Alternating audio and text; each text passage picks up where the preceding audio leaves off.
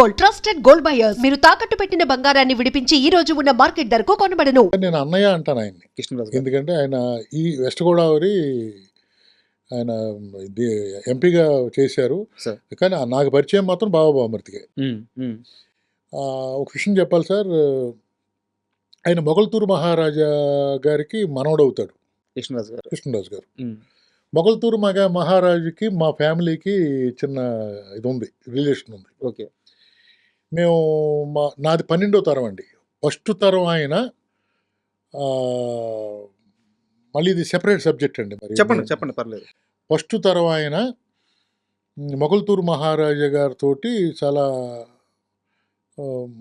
క్లోజ్గా ఉండేవాడు. ఆయన పేరు పేరంటాళ్ళు అండి. కృష్ణా జిల్లా వీళ్ళది, చినకర అగ్రహారం, కృష్ణా జిల్లా. అక్కడ నుంచి వీళ్ళు చాలా ఇంటర్వ్యూలో చెప్పానండి, చాలా పెద్ద స్టోరీ అది. వాళ్ళు మా తాతగారికి, అంటే మా తాతగారి 10వ తరం తాతగారికి మొగల్తూరు మహారాజా గారికి మధ్యలో ఒక ఫ్రెండ్షిప్ ఉంది. ఓకే. ఆ ఫ్రెండ్షిప్ కారణంగానే మాది 3000 ఎకరం అండి. మొగల్తూరు మహారాజా గారు మా ముత్తాతలకు రాసి ఇచ్చారు. 3000 ఎకరం, 3000 ఎకరాల పొలం, 3000 ఎకరాలు. దానికోసం ఇక్కడ షిఫ్ట్ అవ్వమని రిక్వెస్ట్ చేస్తే ఆయన షిఫ్ట్ అయ్యారు. ముగ్గురు బ్రదర్స్లో ఒక బ్రదర్ ఇక్కడ షిఫ్ట్ అయ్యారు. ఓకే. ఇది చాలా ఇంటర్వ్యూలో ఉంది, మళ్ళీ చెప్తే మళ్ళీ రొటీన్ అవుద్దని చెప్పట్లా. ఈ విషయం ఆయన చెప్పాను ఇలా కృష్ణరాజు గారికి, ఇలా జరిగిందంటే అవునయ్యా నేను విన్నాను, బహుశా మా ఇంట్లో పుస్తకాలు ఉండాలి, దాంట్లో కూడా ఉన్నట్టుంది, వెతుకుతానని చెప్పి వెతికారు కానీ దొరకలేదండి. కానీ ఆయన చెప్పిన తర్వాత నాకు, అంటే వాళ్ళు చాలామందికి చేశారు. మొగల్తూరు మహారాజు గారు అసలు మొగల్తూరు మహారాజా మొగల్తూరులో టంకశాల ఉంది, ఎవరికైనా తెలుసా? ఐడియా లేదు. టంకశాల ఉంది అక్కడ. ఇప్పుడు మన హైదరాబాద్లో టంకశాల ఉంది కదా, అది అక్కడ ఉంది. ఒక 800 సంవత్సరాల క్రితం అక్కడ ఉంది, టంకశాల ఉంది. ఆయన ఆధ్వర్యంలోనే ముద్ర ఈ అంటే రాజులు అంటే వీళ్ళు మామూలు రాజులు కాదు. అయ్యో సార్, అది అక్కడి ఇది చెప్పిన తర్వాత ఆయనకి నేను క్లోజ్ అయ్యానండి. ఆయన ఎటువంటి వాడు అంటే సార్, సూర్యవంశరాజులు అంటారు సార్. రాజుల్లో సూర్యవంశరాజులు, చంద్రవంశరాజులు ఇలా అంటారు కదా సార్. ఒక రాజుగా నేను పెరిగింది చేసింది మా ఊరంతా రాజుల మధ్యనే ఉంటాం. రాజుల్ని వరుసలు పెట్టి చిన్నాన్న, మావయ్య, పెదనాన్నని పిలుచుకుంటూ ఉంటాం. కానీ కృష్ణరాజు గారిలో రాజుల్లో సహజ గుణంతో పాటు ఎక్స్ట్రా గుణం ఏంటంటే, మా కో డైరెక్టరు అనే వాచ్ బాగుంది అన్నాడు, ఇలా తీసి వాచ్ ఇచ్చేసాడు. అబ్బా, ఆయన ఏదన్నా బాగుందంటే ఇచ్చేస్తాడు తీసుకుని. ఇంకెంతకంటే ఏం చెప్పను మీకు నేను. ఇంకోటి స్పెషల్ భోజనం వచ్చింది ఇంటికాడ నుంచి ఒక 20 మందికి. 20 మందికి 20 మంది తింటారు అది. అంటే సార్ రైస్ అక్కడే ఉంటుంది కదా, చేపల కూర వచ్చిందండి 10-15 మంది సరిపోద్ది, రొయ్యల కూర వచ్చింది 10 మంది సరిపోద్ది. ఆయనతో పాటు బైక్ కూర్చుని భోజనం చేయాలి. ప్రతిరోజు ఐటమ్స్ వస్తాయి. ప్రతిరోజు అట్లీస్ట్ 10 మందికి వస్తుంది సార్. ఏదైనా స్పెషల్ అయితే 15-20 మందికి వస్తుంది. కానీ డైరెక్టర్ కంపల్సరీ అక్కడ భోజనం చేయాలి, డైరెక్షన్ డిపార్ట్మెంట్లో అక్కడ భోజనం చేయాలి, హీరో భోజనం చేయాలి, ఆ రోజు హీరోయిన్ కూడా భోజనం చేయాలి. అంటే ఇప్పుడు క్యారవాన్లు వచ్చి ఎవరి క్యారేజ్ అక్కడికి వెళ్ళిపోతుంది సార్. అలా కాదు కదా పూర్వం, అలా కాదు. సరదాగా భోజనం చేసినప్పుడు కలిసే కూర్చునేవాళ్ళం. అంటే ఇప్పుడు మనకి న్యూస్లో ఎక్కడ పెట్టినా ప్రభాస్ గారి భోజనం, ప్రభాస్ గారు ఆ భోజనం పెడతారు, ఈ ఐటమ్ ఎక్కడ పోతాయి, జీన్స్ ఎక్కడ పోతాయి, అది అక్కడి నుంచి వచ్చింది. చిరంజీవి మన కృష్ణరాజు గారి దగ్గర నుంచి వచ్చిందే కదా. నేను బాబా బాంబర్ చేసినప్పుడల్లా కృష్ణరాజు గారితో నేను చాలా రోజులు భోజనం చేశాను. రావయ్య కూర్చో భోజనం చేయని వాడు. అలాగా కృష్ణరాజు గారి అది ఒక రాశరికం అండి. అదొక పద్ధతి, అదొక మహానుభావుడు. అలా రాజులు జనరల్గా అలా ఉంటారు సార్. రాజులు జనరల్గానే అలా ఫుడ్ పెట్టి చంపేస్తారు వాళ్ళు. జనరల్గా చెప్పండి, ఈస్ట్ వెస్ట్ గోదావరిలో రాజులు కాపులు ఫుడ్ పెట్టి చంపుతారు. దాంట్లో కృష్ణరాజు గారు అయితే అసలు ముందు నుంచి వచ్చిన జీన్స్ అండి, అది ముందు నుంచి వచ్చిన జీన్స్. మొగల్తూరు మహారాజు దాన్ని బాగా ఎక్కువ చూసుకున్నాడు సార్. కారణం ఏంటంటే ఆ రిలేషన్ ఉంది కదా, ఇవన్నీ చెప్పాను. నేను టెంపుల్ కట్టాను సార్. అవును, ఆ టెంపుల్ కట్టడానికి కూడా వాళ్ళు పట్టుకొచ్చి పడేసిన రాయికి నేను టెంపుల్ కట్టా. అంటే 300 సంవత్సరాలు, 270 సంవత్సరాల తర్వాత ఆ చెట్టు కింద అక్కడ ఎక్కడ ఉంటే దానికి టెంపుల్ కట్టడం వల్ల, కట్టినప్పుడు కూడా చెప్పాను, ఒకసారి వస్తానయ్యా అని కూడా అన్నాడు ఆయన. ఒకసారి వస్తానయ్యా మీ ఊరు వస్తాను, ఒకసారి నేను తీసుకెళ్ళి కానీ ఆ ఫంక్షన్ రోజున వస్తానన్నాడు. బట్ అది జరగలేదు సార్. ఒక చిన్న డౌట్, మీరు చెప్పిన మాటల్లో నుంచి ఒక క్వశ్చన్ వచ్చింది, మీరేమనుకోనంటే అడుగుతారు. చెప్పండి.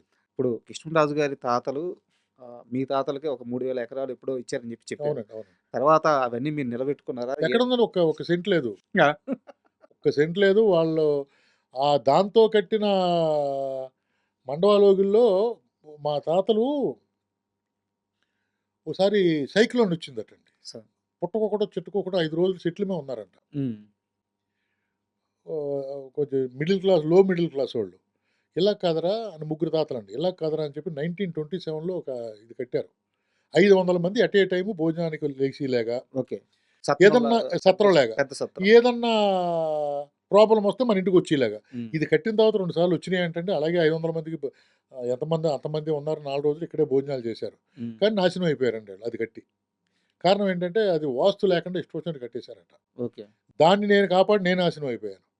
సార్. నేను ఈ తాతలు అని చెప్పి నాకు నూరు పోయిస్తారండి. హ్మ్. ఆ తాతలది నాకెక్కేసింది. ఆళ్ళ పేరు నిలబెట్టాలని మండవాలోగుల్ని 3 సంవత్సరాల వరకు నేనే నిలబెట్టానండి. హ్మ్. దానికొక పెద్ద ఖర్చుంటది గదా! అసలా నాన్న అమ్మగారు 11లో కాలం చేశారు. అమ్మగారి కంటే ముందు నాన్నగారు 10 సంవత్సరాలు 7 సంవత్సరాల ముందు కాలం చేశారు. అసలు యాక్చువల్‌గా అప్పటి నుంచే వచ్చేయాలి. ఒక నేను ఆ మండవాలోగులు పెట్టిన డబ్బయితే ఇక్కడ నాకు ఒక 7, 8 విల్లాలొచ్చునండి. అబ్బా!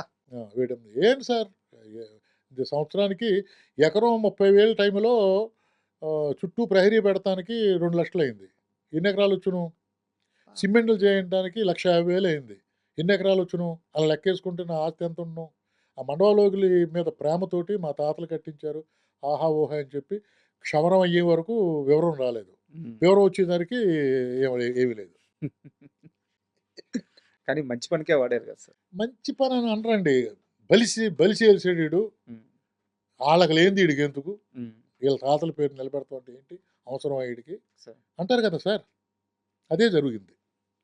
కానీ మొన్న తీసేసాం సార్ ఆ మండవాలోగిలి. అంటే తీసేయడం అంటే ఇంకా తట్టుకోలేకపోవటం ఒకటి, పడిపోతూ వస్తుంది. హ్మ్. అంటే అది అందరూ కలిపి చేయాలి గానీ ఒక్కడినే చేయలేను కదా! సార్. అందుకని చెప్పి డిమాలిష్ చేసేసానండి. ఓకే. ఎప్పుడన్నా ప్రభాస్ గారిని కలిసారా మీరు? నేనెప్పుడు కలలేదు సార్ ఆయన. ఓకే. ఎప్పుడు కలలేదు. ఆయనకిదంతా తెలుసా అసలా? తెలీదండి. తెలీదు. తెలిసుండదు. ఇది మీ ద్వారా ఏదైనా తెలుసుంటే నేను ఇంటర్వ్యూలో చెప్పానండి అసలు ఎలాగా మొగల్తూరు మహారాజా గారికి మాకు అదేం చెప్పమంటారండి? మీరు కూడా వినండి. మీరు మరి ఇంటర్వ్యూలో చూడండి దానికంటే ఒకవేళ మీరు ఏసినా ఏయకపోయినా మొగల్తూరు మహారాజా గారు మొగల్తూరు నుంచి బయలుదేరి గణపురం 8 కోటలున్నాయండి వెస్ట్ గోదావరిలో. సార్. 8 కోటలు ఆయన ఆధ్వర్యంలోనే ఉండి. సార్. ఆయన అయ్యప్పరాజు గారు ఆయన పేరు. మొగల్తూరు అప్పుడు అయ్యప్పరాజు. ఆయన ఎళ్తా ఉంటే మధ్యాహ్నం 12 గంటలకి డేరా యేశారు. పల్లకీలో ఎళ్తున్నాడు ఈయన. హ్మ్. గిరాలతో వచ్చారు. నలుగురు రాజుగారికి డేరా యేశారు. వాళ్ళు డేరాలో యేసుకున్నారు. ఈయనకి భోజనం పెట్టారు. పడుకొని లేచిన తర్వాత ఒక ముంతలో మజ్జిగొచ్చింది. హ్మ్. ఆ రోజుల్లో ఫ్రిడ్జ్‌లోని తీసినట్టు హ్మ్. కొత్తిమీర, ఉల్లిపాయి, పచ్చిమిరపకాయి, జీలకర్ర ఇలాగా అమృతంలాగా ఉందట. తాగాడు. ముంత తాగేశారాయన. హ్మ్. ఆ రోజుల్లో మహానుభావులు 6'5", 6'6" ఉండేవారు మనుషులు. మా తాతగారే 6'3" అండి. ఆ! వాళ్ళ ఆహార్యం ఆ! అన్నీ అది వేరు ఉంది గదా! గదా! హ్మ్. ఆయన ఆ పని చూసుకొని వచ్చేటప్పుడు మళ్ళీ అక్కడే డేరా ఏసి ఆ మజ్జిగ తెప్పించిందన్నారు. హ్మ్. డేరా ఏసారు, భోంచేశారు, పడుకున్నారు. మధ్యాహ్నం 3 గంటలకు చూస్తే మజ్జిగ రాలా. హ్మ్. ఏంటి అంటే రంగాచారి గారని చెప్పి ఆయన పిఏ. పిఏ హ్మ్. మీన్స్ మంత్రి అంటాం కదా హ్మ్. ఇప్పుడు. ఏమయ్యా మజ్జిగ రాలేదంటే ఆయన ఏదో నసుకుతున్నాడంట. ఏది నువ్వేం చెప్పంటే లేదంటే వాళ్ళది ఈ ఊరు కాదండి కృష్ణా జిల్లా ఏదో చెప్తుంటే కాదు అర్జెంట్‌గా ఎళ్ళిపోయారు. ఎళ్ళిపోవడం కాదు పిలిపించి ఇక్కడే ఉంటున్నాం నైట్ అని చెప్తే ఈళ్ళు మళ్ళీ రోడ్డు మీద పడ్డారు. హ్మ్. అప్పటికి ఆయన ఒక 7, 8 కిలోమీటర్లు, 10 కిలోమీటర్లు వెళ్ళిపోయారు. పిలిచారు. పిలిచి అడిగితే ఆయన వచ్చాడట. నెక్స్ట్ డే వచ్చి ఏవండీ మీది ఏ ఊరు అని అడిగాడు. అయితే మాది చినకర అగ్రహారం కృష్ణా జిల్లా అండి మచిలీపట్నం పక్కనే. మీరు ఎందుకు వచ్చారు ఇక్కడికి అంటే అడిగితే మాది ముగ్గురు బ్రదర్స్ అండి. ఒక ఆయనేమో వైద్యుడు, ఒక ఆయనేమో ఉప్పు ట్రాన్స్‌పోర్ట్ హ్మ్. హ్మ్. విదేశాలకి. నేనేమో పాడిని హ్మ్. చూసుకుంటానండి. మాది 2000 గాళ్ళు. అంటే 4,000 పశువులు. హ్మ్. అన్నీ ఒక చోట ఉండకుండా 3 నెలలు మేము వస్తామండి. తిరుగుతా ఉంటాం. ఈ సంవత్సరం ఇక్కడికొచ్చాం. రాజుగారు వచ్చారు కదా! అని చెప్పి మేము మజ్జిగిచ్చాం. మీ రంగాచారి గారు తోక్కి కానీ పన్ను అడిగాడంట. హుహు. పన్ను కట్టి చేయవలసిన పని మాకు లేదండి. మేము వెళ్ళిపోతున్నాం సరే. మాది చూపు మాదే. హ్మ్. మా ఉప్పు ట్రాన్స్‌పోర్ట్ కోసం మా కోసం దేశాలు అడుగుతారు మమ్మల్ని. మాకు అక్కర్లేదని వెళ్ళిపోతున్నాం సార్ అంటే, నేను రాజుని మాట్లాడుతున్నాను కదా, నాకు గౌరవ అయ్యో చెప్పండి సార్ ఏంటంటే, మీరు ఇవాళ నాతో ఆతిథ్యం తీసుకోండి, నేను నైట్ తొలికోడు కూర్చున్న తర్వాత లేపుతాను, మా వాళ్ళు మీతో ఉంటారు, ఆ పని చేయండి అన్నాయంట. రాజుగారు కదా, అవును. ఓకే అన్నాడు. ఈయన భోజనం చేశారు, పడుకున్నారు, ఇద్దరికి చెరుకు ఏర్పాటు చేశారు, పడుకున్నారు. లేచిన తర్వాత ఈయన తొలికోడు కూర్చున్న తర్వాత ఒక కుండలో నీళ్లు పోసి ఒక సూర్యోదయం లోపు ఎంత తిరుగుతారో తిరిగి రండి అని చెప్పి చెప్పారట. ఈయన తిరిగినప్పుడు సూర్యోదయాన్ని తిరిగి మొత్తం అంతా వెనకాల ముగ్గు వేసుకుంటూ వచ్చారట. అదే 3,000 ఎకరం, ఇది మీదే అన్నాయంట. ఓకే సార్ ఇంతకంటే ఎక్కువ నేను దానం చేయగలను, నాకు దానం అడగట్లేదు సార్ అన్నాయంట. ఈయన దానం కాదు, అది పేరెంట్ వాళ్ళు, మీకు కావాల్సి ఉంటే నాకు ఏదైనా మజ్జిగ కావాలంటే మీ దగ్గరికి వచ్చి తాగలేను, రాజుగారికి ఇష్టం కాదని మీరు పట్టుకొచ్చి ఇవ్వలేరు, ఇక్కడ ఉంటే నేను నెలకోసారి వెళ్తా ఉంటాను, మజ్జిగ తాగుతాను, మీరు రావాలంటే మేము ముగ్గురు బ్రదర్స్ కదా సార్, అన్నయ్యని ఒప్పించాలి కదా, ఒప్పించవచ్చు, మీరు ప్రామిస్ చేయండి అని ప్రామిస్ తీసుకున్నాయంట. ప్రామిస్ తీసుకుని అక్కడికి వెళ్ళి వాళ్ళ అన్నయ్యలని ఇద్దరిని ఒప్పించి, వద్దురా అంటే వినకుండా ఒక చాకలి, ఒక మంగలి, ఒక కుమ్మరి, ఒక మాల, ఒక మాదిగ, అంటే కులాలు చెప్పకూడదు, ఆ రోజుల్లో జరిగింది కాబట్టి చెప్తున్నాను. ఇలాగ మనిషికి ఎవరవసి అవసరమో వాళ్ళ ఫ్యామిలీలు తీసుకుని ఆయన ఒక రోజున బయలుదేరుతున్నాడు. బయలుదేరుతుంటే రేపు దసరా రోజుని అక్కడ వెళ్ళిపోవాలి, అక్కడ కొబ్బరికాయ కొట్టాలి. ఇవాళ శుక్రవారం రా, ఇవాళ వెళ్ళటం ఏంట్రా, వద్దు అంటే లేదు లేదు రేపు పొద్దున్న అక్కడ దసరా అని చెప్పి, నేను ఆ రోజున విజయదశమి రోజున అక్కడ నేను కొబ్బరికాయ కొట్టాలని చెప్పి ఈ ఫ్యామిలీస్ తీసుకుని బయలుదేరి ముహూర్తం పెట్టుకుంటే, ఆ రోజు రాత్రి అమ్మవారి కల్లోకి వచ్చి పైడమ్మ అమ్మవారు అందరినీ తీసుకెళ్తున్నావు, నన్ను తీసుకెళ్ళవా అని అడిగిందంట. తీసుకెళ్తానని చెప్పి వచ్చి పెడనలో కాళ్ళు కడుక్కుని ఒక రాయి తీసుకుని దాన్ని శుభ్రంగా కడిగి పసుపు రాసి ఆ రాయిని భుజాన్ని వేసుకుని 1743 డేట్ ఏదో సెప్టెంబర్ 28 ఎంత ఉంది ఆ రోజుని వచ్చాడు సార్ ఆయన. మీ తాతగారు ఆయన మా 12వ తరం నాది, అంటే ముందు తరం ఆయన.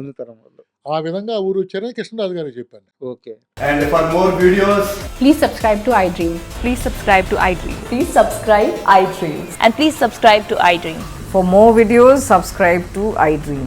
please like, share and subscribe to the channel. Congratulations, iDream. Subscribe to iDream. Subscribe to iDream.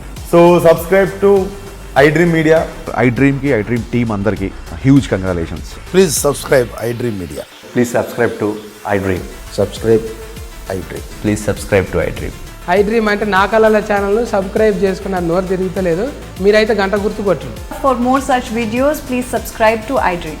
Subscribe to iDream. Please subscribe to iDream. Please subscribe iDream Media. Please do subscribe to iDream. Please subscribe to iDream Media. For best entertainment and information, please subscribe iDream. And don't forget to subscribe to iDream.